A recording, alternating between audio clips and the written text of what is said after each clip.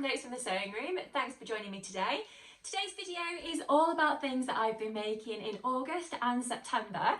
So you'll probably realise if you are a regular viewer that I'm actually in a different location today, and that's because I've decided to film this video in my spare bedroom, and that's because I thought I would try on a few of the different bits and pieces that I've been making just to show you, so you get an idea of the fit, the sizing, the material I used, etc. So I hope you enjoy watching. If you do, please do hit that like button and subscribe to my channel if you haven't already. If you are new here, I do tend to make videos about sewing patterns, things that I've made, homemade outfits, upcycling and that kind of thing. So if that is something that you do enjoy, then do please subscribe if you haven't already and press that notification bell. So the patterns that I'm going to be talking about in today's video are the Isla Dress by Jennifer Lauren handmade. I've made that one during September. I started it absolutely ages ago. You probably remember it from a previous sewing plans video. I think I showed you I got so far, I think, in the making process. I don't know why. It's not a particularly difficult pattern, but it has taken me a little while to get that one finished. So I've got that one to show you today. It's a lovely, lovely dress and I've enjoyed wearing it. It's my little boy's birthday party on Saturday, and I'm actually hoping to wear the Isla dress to that party. Other things that I want to share with you today are the Forget-Me-Not Patterns Natalie dress. I made myself a birthday skirt to wear back in August. So I made that out of a lightweight denim with some jeans buttons down the front, and I really, really like that skirt. I'm a big skirt and dress type person, and I have enjoyed wearing that one as well. Apart from, unfortunately, my little boy has got some ballpoint pen on the front of my skirt, so I've got to come up with some way to get that off of there. If you do have any tips for removing ballpoint pen, I would love to know about that, so do leave me a comment below. I'm also going to be showing you the Forget-Me-Not Patterns Chrissy cardigan. So I was fortunate enough to get an advanced copy of that PDF pattern, and it's a gorgeous cardigan, and I'm looking forward to sharing the one that I've made out of a Ponte fabric with you. And I've finally made a couple of Pattern Emporium patterns. So Pattern Emporium is a fairly new pattern company to me. I've not really made that many things from them before, and I only really discovered them a few months ago, but I've kind of got a little bit hooked on the stuff that they've got on their website because there's loads to choose from, and each of the patterns have got quite a lot of different options that you can choose from, which I always feel like you're getting a value for money if you can make, you know, different variations of the same pattern. So this month I actually made the Dream On tiered skirt. So there's actually a dress pattern as well. So as I said, that's by Pattern Emporium. I've made mine out of a cotton jersey, so I'm going to be showing you that one. And then finally, I've made the Hello Gorgeous t-shirt by Pattern Emporium as well. And that is a really nice puff sleeve t-shirt top, which again, I made for my little birthday day out that I had back in August. So I hope you enjoy seeing all of those things. Before I start to slip on those bits and pieces, I'll just briefly tell you about what I'm wearing in case you are interested. I've got one of my Coco t-shirts on by Tilly and the Buttons today. This is made out of a cotton jersey fabric. I can't remember where I got this from, possibly Crafty So and So, I'm not sure, I've had it for quite a while. And I've obviously shortened the sleeve on that one. And I'm also wearing a Tilly and the Buttons pinafore as well, and this is the olive pinafore by Tilly and the Buttons. If I just scan down, you'll be able to see the full length, hopefully.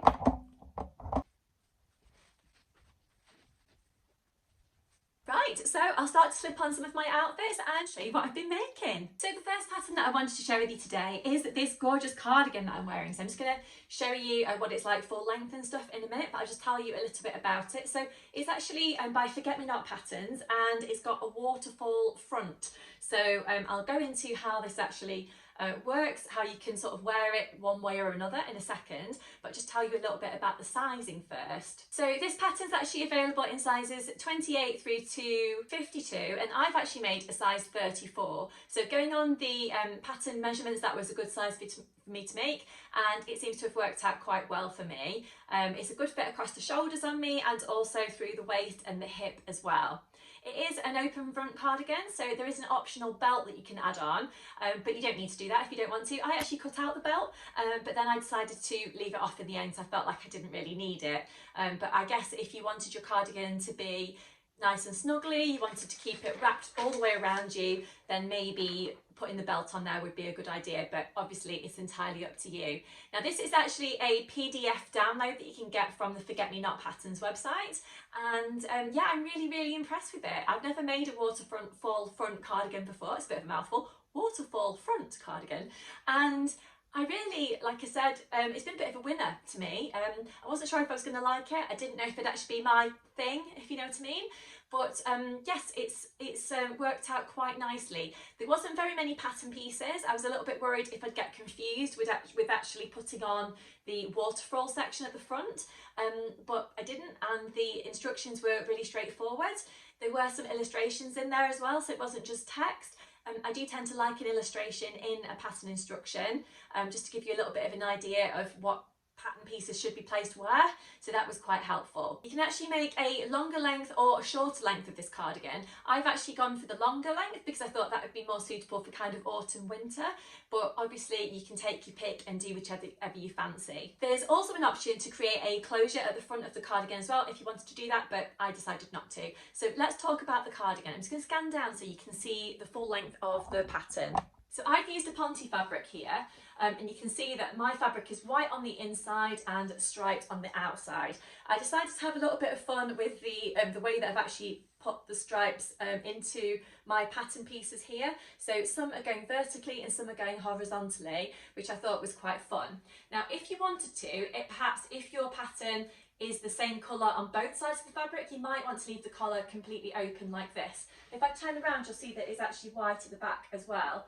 I decided that that probably wasn't for me and I didn't want to wear the collar like this. So if you just kind of turn it in on itself a little bit, I think that looks quite nice at the back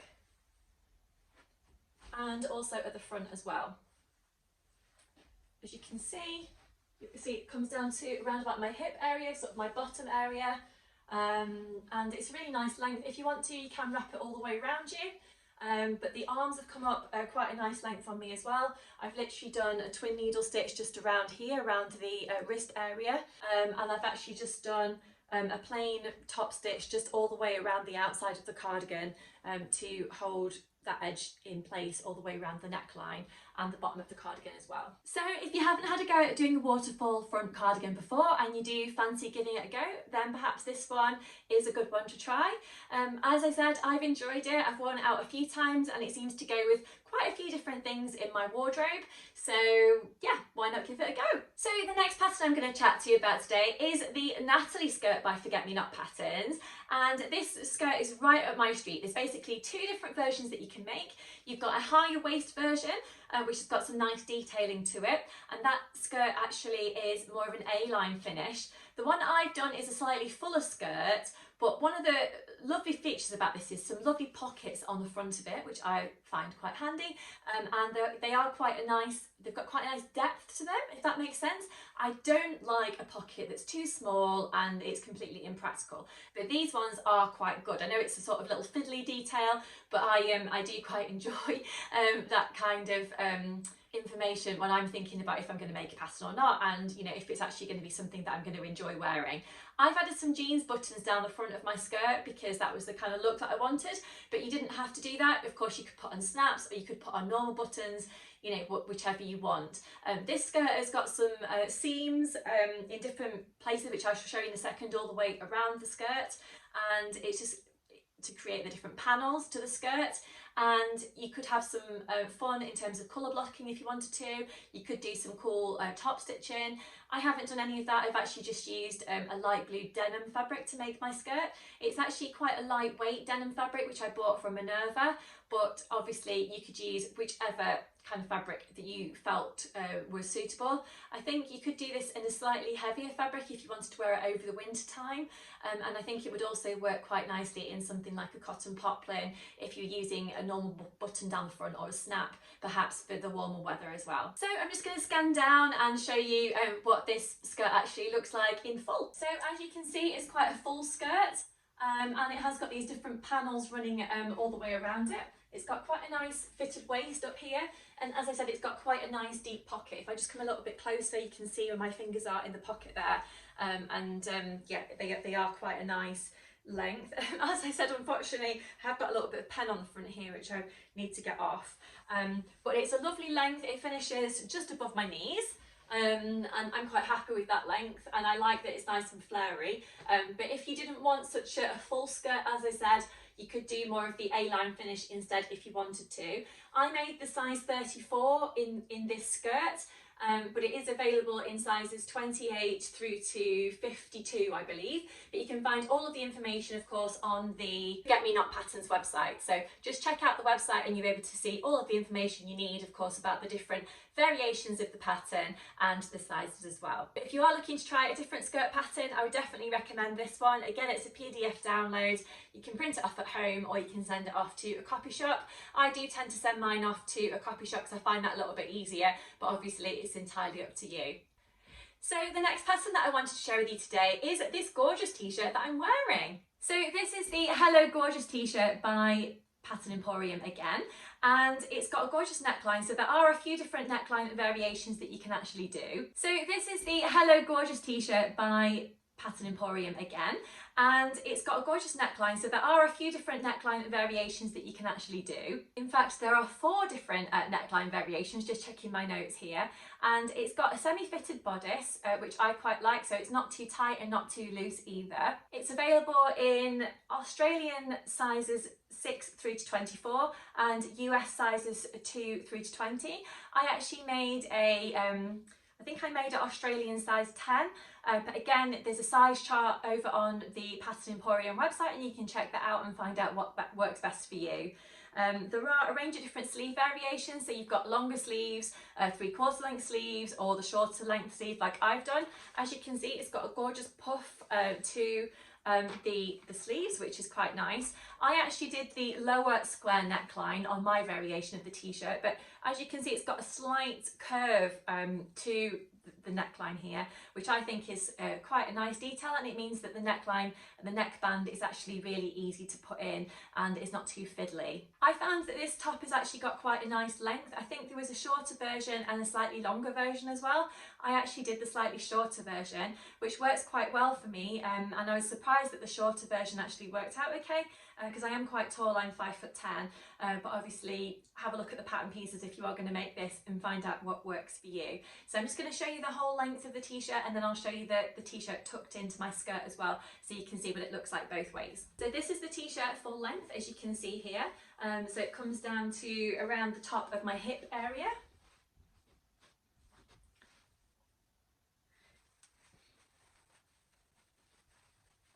You can see that actually it looks quite nice tucked into the top of the skirt as well, and it works quite nice with the skirt that I'm wearing, I think, colour wise.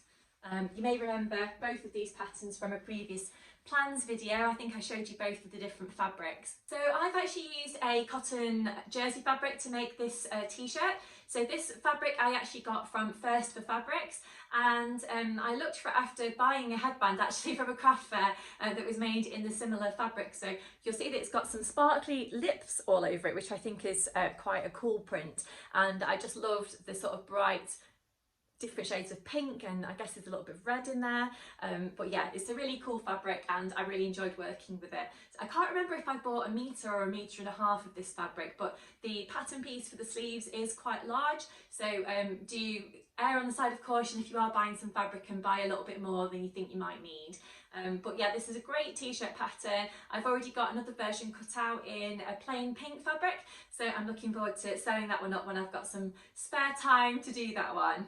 But of course, I'll keep you posted on what that looks like in a future makes video as well. So the next pattern that I want to share with you today is actually a Pattern Emporium pattern again, and this one is actually the tiered dress and skirt pattern. So I've actually made the tiered skirt version, but of course there are plenty of other variations that you can make if you are going to do the dress in terms of sleeves, necklines and lengths. There's loads of different choice that you've got there, which I think makes it a great pattern to try. Now this pattern is suitable for knit fabrics, so I've actually made my skirt out of a cotton jersey fabric. I think if you were doing the skirt version, you could probably use a ponte fabric. I think that would also work quite well, but if you are doing the dress version, I think you probably need something with a little bit more stretch, a cotton jersey or a viscose jersey or anything along that line, just because you need to be able to pull it on over your head nice and easily. But the skirt version is supposed to be finished at the waist with some elastic, so providing that your fabric, that you use is not too stiff and too heavy, I think you'd be absolutely fine with your choice. So there's actually multiple length options that you can do with the skirt. So you've actually got tall versions that you can try, or standard versions. I've actually made a tall version of the midi length skirt, although I did find that it was a little bit long, so I've actually had to take a little bit of length off of it. But obviously it's personal preference, and it depends you know, what works best for you, you know, what kind of look you're going for. As I think I mentioned, there's different sleeve options if you are doing the dress version. I think this pattern's probably available for, or probably suitable, shall I say, for experienced beginners, just because of the amount of gathering that's involved in the different panels on the skirt. There are some quite detailed instructions of how you can actually do the gathering. So you can use the traditional method of you know, basting it on your sewing machine and pulling the lines of stitching so that you can pull up the gathers, if that makes any sense.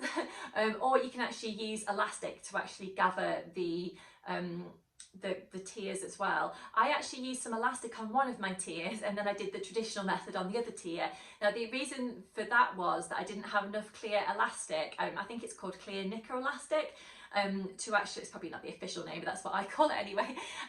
So I didn't have enough elastic to actually do both of the tiers, but I gave it a go anyway, and it actually worked out really well. So if I was to make the skirt again, I think that would make sure that I'd got enough of that clear elastic in my stash for me to use. But I just wanted to get this made kind of complete, so I guess I was a little bit impatient and just kind of went for the normal method. But both worked absolutely fine, so it just depends on, you know, what you've got at home and what you want to try. So I made my version in I think an Australian size 10, which seems to have worked out quite well. So I'm just going to scan my camera down so you can see what I'm talking about. So I'm just wearing it here with a ready to wear t-shirt, which I've put a vinyl transfer on the front of. So it's actually got quite a fitted waistband, so it is supposed to have some elastic threaded through, but if I come a little bit closer, you'll see that actually it's quite a nice fit without any elastic through. So at the moment I've not added any elastic in, but maybe I might change my mind and put some in at a later date, depending on how I get on with wearing it. I've worn this out a few times, and I think the fit of it has been fine. I think if I was to wear it for multiple days, perhaps without washing it, then it would probably stretch out a little bit, and having that elastic through might be quite helpful. So as you can see, the top tier is longer than the bottom tier. So you've got gathering, see, just around the neck, sorry, not the neckband, the waistband here. So just underneath there on the top of the first tier. Then you've got gathering on the bottom of the first tier as well. Or should I say the top of the bottom tier. So as I said, I did probably take about 3 inches off the bottom of this skirt when I made the tall version, and it still sits around about the middle of my knee. But it's a lovely skirt. It's got a lovely flare to it, lovely kind of flowy fabric. So I think this is a great skirt that you can probably try in, you know, summer or one of the cooler months of the year as well. But yes, again, I enjoyed making this one. It was a little bit different to other things that I've already got in my wardrobe, so I felt like it maybe pushed me out of my comfort zone a little bit with doing all that gathering and whatnot. But actually, it was quite a fun project to work on, and another one that I'll probably pull out again next summer. I'm not sure that I'll wear this one over the winter, just because it might not be too warm, because I've done mine in a cotton jersey fabric. But I think I might have another go at doing it in a ponte fabric perhaps, so it's a little bit more kind of autumn winter friendly at some point. But yes, another good make and one that I would recommend. So the final thing that I want to share with you today is this gorgeous Isla dress by Jennifer Lauren Handmade Patterns. And as I said at the start of the video, this one has actually been a long time in the making. I'm not quite sure why. You know, sometimes you cut something out and you start it, and me personally, sometimes I can just leave it sitting on a pile for no particular reason, and then I come back to it. But actually, I'm so pleased that I got it finished, because I have worn it out a few times and it's a really nice make. So it's actually made out of a fabric that was given to me for free by Minerva as part of their brand ambassador program, which is one of their exclusive viscose fabrics. So if I move a little bit closer, you'll see that it's got quite a cute heart print all over it, and kind of reminds me of a bit of an animal print, but it's not. It's kind of hearts rather than traditional kind of, you know, animal print. But yes, it's really nice. It's got brown on sleeves, as you can see, and it's actually got a little bit of a scooped neckline finished with a button at the centre back. It's actually only got one button closure, and that's just at the centre back at the top there.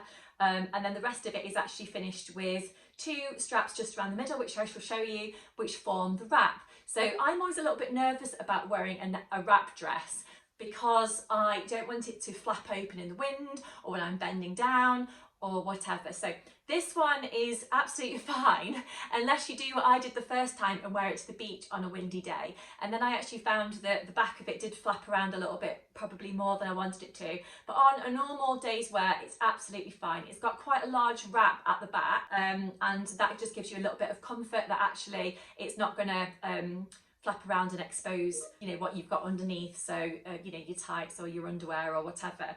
So it's a really nice one. So I was going to show you some of the details on it. Firstly, I'll say that this dress is a PDF download.